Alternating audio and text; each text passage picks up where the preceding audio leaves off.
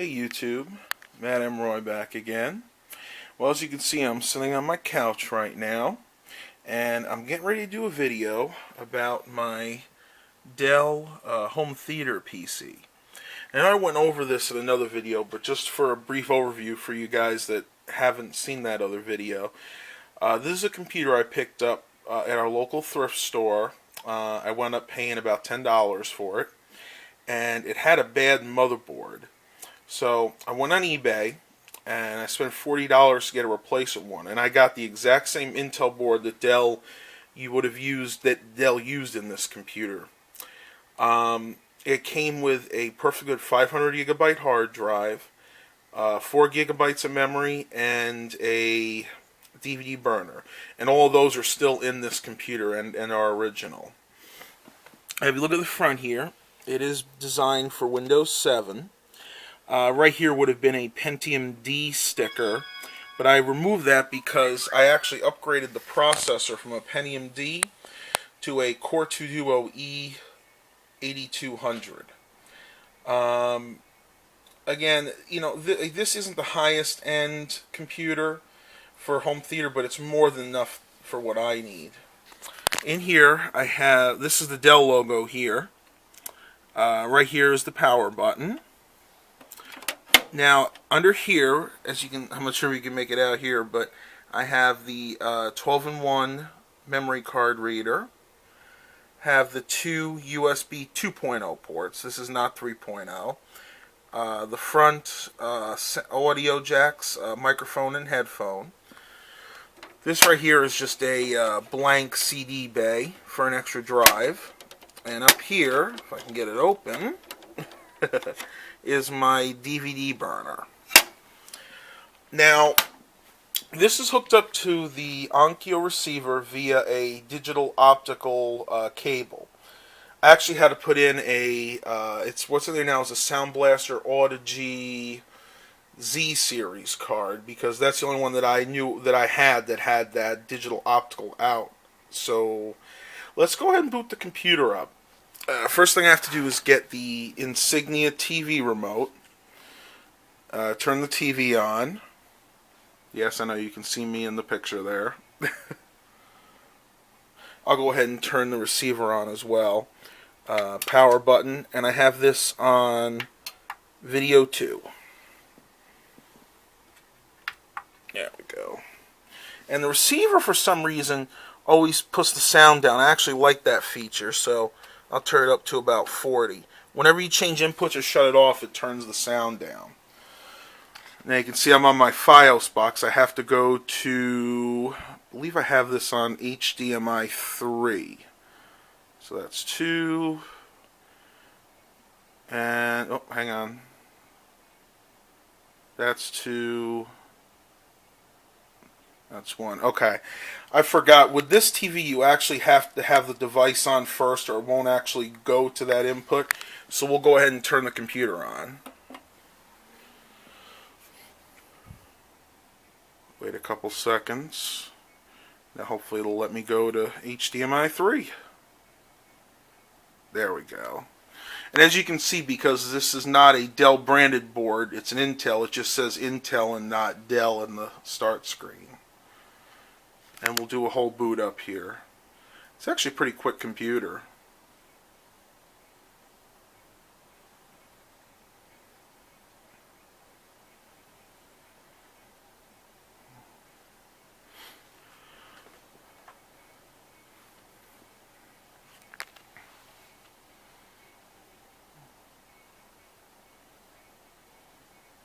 While that's booting up, I'll show you.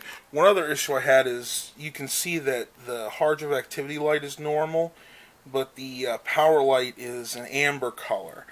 Well, before, when it had the original motherboard, that would actually be the same color. It would be like a white color. The amber usually means that there's a problem. But the only thing I can think of is because it's not exactly the same Dell board. It is the same Intel board they would have used. But it's not the Dell branded board, and I think that's why that stays amber, but it still works just fine.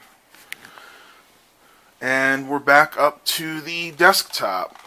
Now for this setup, I use a Logitech wireless mouse. This is, if it'll focus here. Okay, yes, we know. Let me use my finger, try to get a focus. There we go. Let's see if we got a model number here.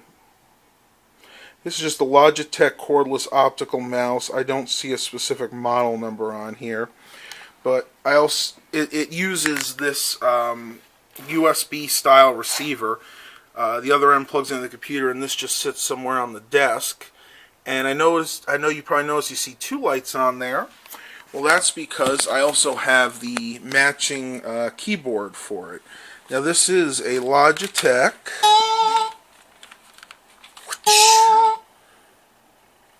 cordless keyboard. Again, no real model number.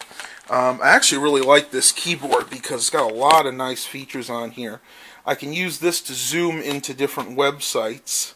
Like if I'm on a web page, I don't want to use the mouse, I can just use this scroller here to do that. This will go to the search feature on my computer. Home. So this is useful on the internet. Up here you have the digital media library. This will open up music. I actually don't have this set up yet, but I plan to do it really soon. This one will go to my documents. Then you have just the standard play buttons on here. You know, play, stop, fast forward, record, go to the microphone, adjust the volume, and then some of the messaging buttons. So it's a pretty nice little keyboard. It has a little bit of wear on it, but nothing major. Everything still works just fine. Alright, getting back to this computer here. It is running Windows 7. Here are some of the specs on that. What you have here is a Core 2 Duo. It's the model E8200 running at 2.66 gigahertz, 4 gigabytes of RAM, and it is the 64-bit operating system. There's the Dell logo and the Windows Genuine, because this is a genuine copy. Windows experience on this, it gives it a 5.9, and that's because of the hard drive. I do not have an SSD in here. And as you can see, we'll zoom out a little bit here, there are the respective numbers. Processor gets a 6.3. Memory gets a 6.3, because this is, even though this is DDR3, I think it's only like 1066. Graphics gets 6.8. I actually have an ATI Radeon 6670, HD 6670 card in here. So very nice graphics with this computer.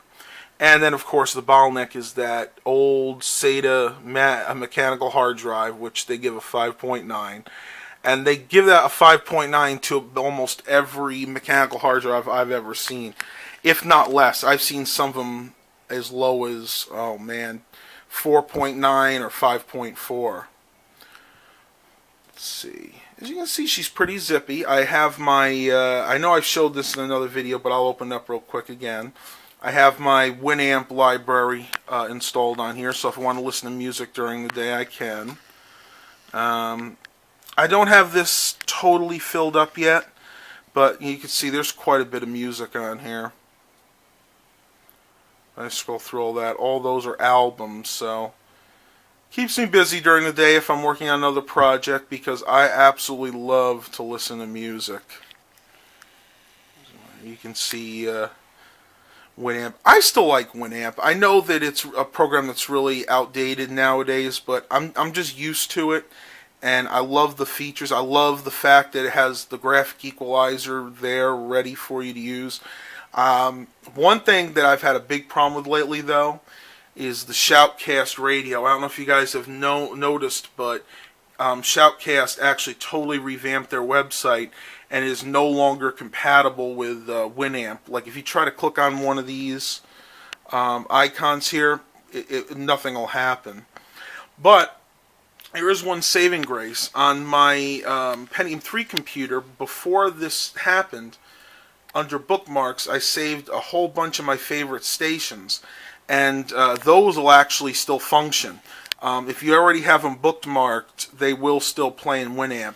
I'm trying to figure out a way to maybe copy them from Shoutcast's website into WinAmp and hopefully get more stations playing again. But I haven't found a way to do that. Now, I've looked at some threads, and WinAmp says they are going to work with Shoutcast to correct this problem. But because WinAmp's kind of going out, I don't have high hopes for it to work anymore. Let's see. Oh, I'll show you guys what that graphics card is exactly. There you go. It is an AMD Radeon HD 6670. Dedicated video memory is 1 gig. So it's actually, I'm sorry, I thought originally it was a 2 gig card. It's a 1 gig card, but then it shares the rest of the memory. So the total is 2,810 megabytes. And this card is, again, more than enough for what I use it for, which is mainly video editing or watching YouTube. Again, I'm not a huge modern day gamer. Anyway, so that's a video on my home theater PC setup, which, again, quite a few guys have requested that I do. I would show you the back, but to be honest, it's very difficult to get this out. If I get it out, I'm going to wind up unplugging half the wires. They're going to get stuck behind there, and it's going to be half a day to get everything back together.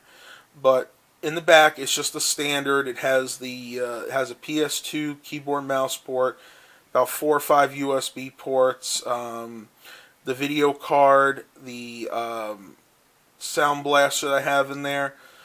And that's pretty much it, guys. So there's really not too much to see back there anyway. And it is, it's not wireless. It is hooked up wired to my Linksys 10100 switch right here.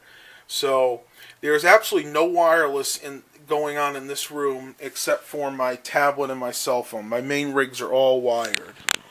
Well, hope you guys enjoyed this video. Please like and subscribe if you like what I'm doing. If you have constructive criticism or any positive comments, please feel free to leave them. Until then, have a great day, everybody.